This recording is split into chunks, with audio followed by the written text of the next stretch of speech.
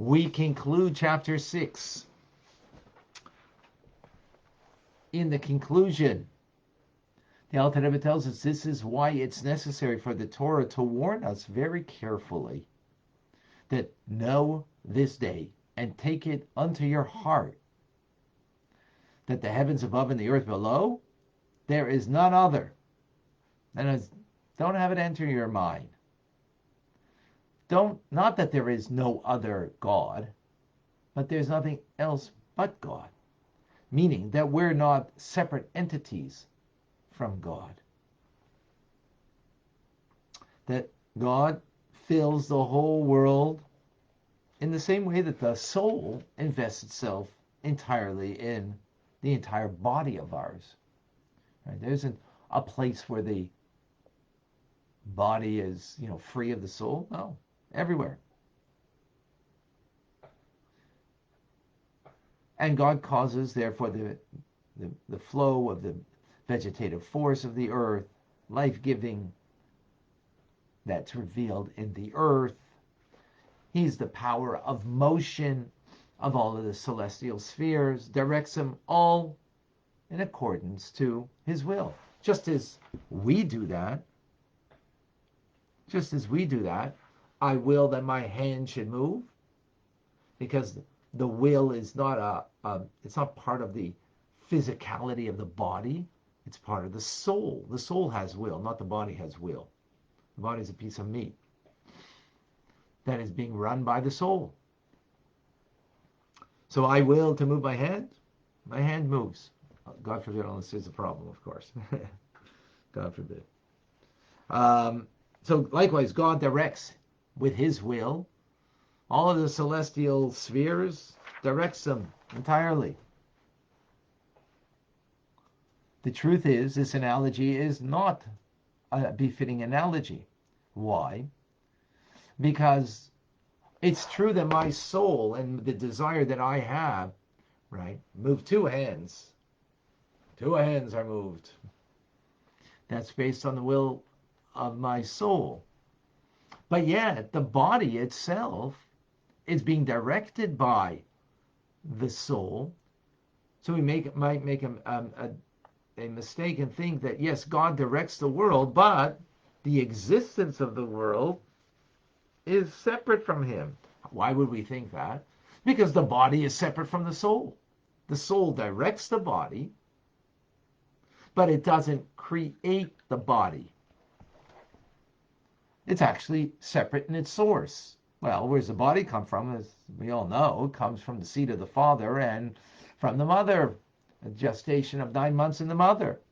And even after the body is born, its growth is not dependent on the soul alone, but of eating and drinking, whether it's nursing from the mother or afterwards, whatever it is.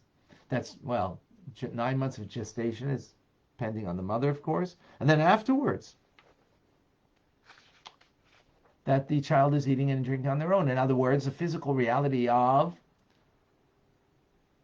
the body of the individual is separate from the soul. But that's not the case of heaven and earth. Heaven and earth, their very being, existence, is brought into being, into existence from absolute nothingness. Not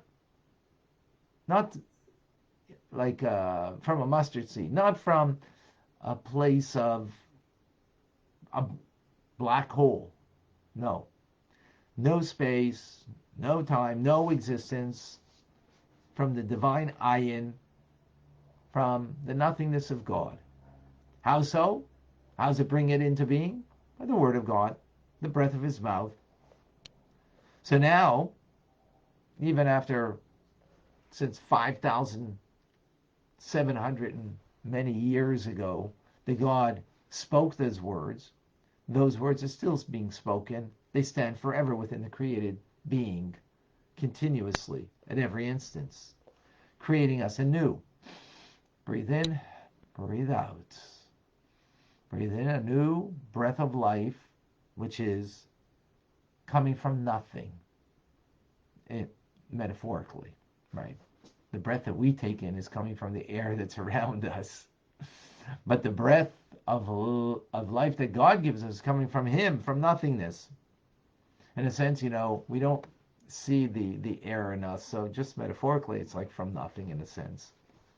It's not, because you know there is a breath there. There is air, oxygen, which that oxygen is something. But we breathe that in, it gives us another breath of life. God breathes into us His word, His breath, that gives us a life from nothingness. And in truth, we are like the ray of sun within the sun, totally, completely nullified in our source, in the divine, and totally unified and one with God. But, as we explained, it's God's restraining power of Gvura, Tzimtzum, that is contracting on the life force of God, that creates heaven and earth, that it should appear, me included, as independent existing entities. However, as we've explained, that Tzimtzum, that contraction on the divine light, is only contracting it from our perspective. From God's perspective, we are actually not. We are not. We are just a part of Him. But Gvura doesn't allow us, God's Gvura, strength, doesn't allow us to perceive that we're independent entities.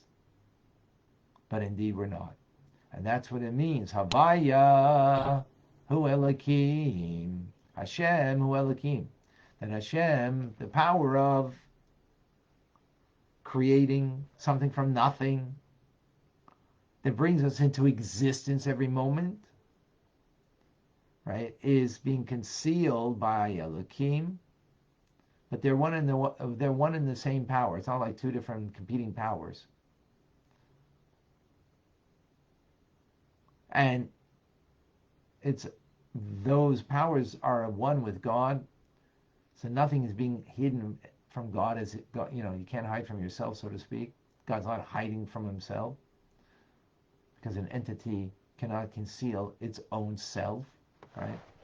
I'm hiding my eyes from you, but not from me. I'm hiding my glasses from you, but not from me. God's hiding from us, but not from Him.